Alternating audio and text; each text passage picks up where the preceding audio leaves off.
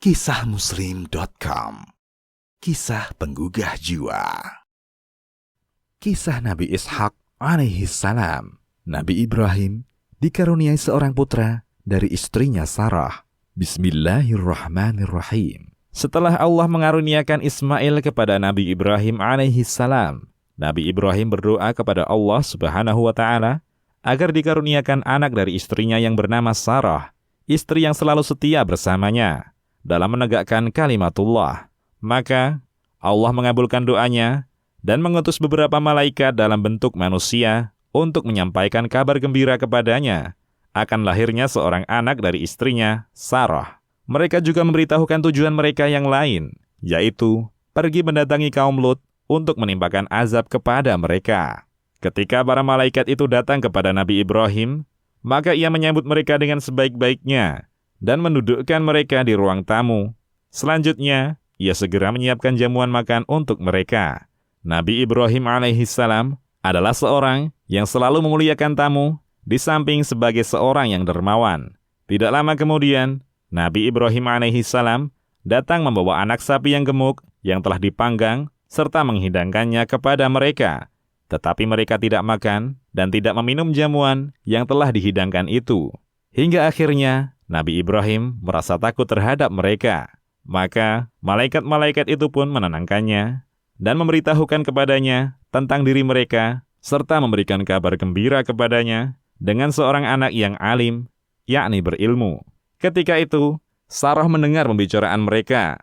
Maka ia datang dalam keadaan heran terhadap kabar gembira yang mereka sampaikan. Bagaimana ia akan melahirkan, sedangkan ia seorang wanita yang sudah tua lagi mandul. Ketika itu, usianya 90 tahun, sedangkan suaminya juga sudah lanjut usia. Lihat surat Hud ayat 72. Maka malaikat berkata, "Demikianlah Tuhanmu memfirmankannya. Sesungguhnya dialah yang maha bijaksana, lagi maha mengetahui." Quran surat Al-Dzariyat ayat 30. Mendengar berita itu, Nabi Ibrahim pun menjadi tenang dan berbahagia. Apa yang dinanti-nantikannya ternyata akan tiba. Selang beberapa waktu, maka datanglah apa yang dinantikan itu. Istrinya, yaitu Sarah, melahirkan seorang anak yang kemudian diberi nama Ishak oleh Nabi Ibrahim alaihissalam. Saat itu, usia Nabi Ibrahim 100 tahun. Ishak lahir 14 tahun setelah kelahiran Ismail. Al-Quranul Karim tidak menyebutkan secara panjang lebar kisah Nabi Ishak alaihissalam. Demikian pula tentang kaum yang kepada mereka diutus Nabi Ishak. Akan tetapi, Allah memuji Nabi Ishak di beberapa tempat dalam Al-Quran. Di antaranya, "Dan ingatlah hamba-hamba kami, Ibrahim, Ishak, Yakub, yang mempunyai perbuatan-perbuatan yang besar dan ilmu-ilmu yang tinggi. Sesungguhnya kami telah menyucikan mereka dengan menganugerahkan kepada mereka akhlak yang tinggi, yaitu selalu mengingatkan manusia kepada negeri akhirat. Dan sesungguhnya mereka pada sisi kami benar-benar termasuk orang-orang pilihan yang paling baik." Quran surat Sad ayat 45 hingga 47. Nabi Muhammad SAW juga memuji Nabi Ishak dalam sabdanya, "Yang mulia, putra yang mulia, putra yang mulia, dan putra yang mulia adalah Yusuf putra Yakub, putra Ishak, putra Ibrahim." Hadis riwayat Bukhari dan Muslim.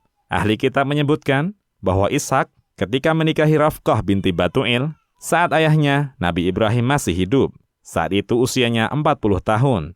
Istrinya adalah seorang yang mandul. Maka Nabi Ishak berdoa kepada Allah untuknya, hingga istrinya pun hamil dan melahirkan anak yang kembar. Yang pertama bernama Isu. Orang-orang Arab menyebutnya Ais. Ia adalah nenek moyang bangsa Romawi. Yang kedua bernama Yakub. Disebut Yakub karena ia lahir dalam keadaan memegang tumit saudaranya. Ia juga disebut Israel, yang merupakan nenek moyang Bani Israel. Setelah menyelesaikan tugasnya sebagai Nabi dan Rasul, maka Nabi Ishak alaihissalam wafat. Selesai dengan pertolongan Allah dan taufiknya. Wa sallallahu ala nabiyyina Muhammad wa ala alihi wa sahbihi wassalam.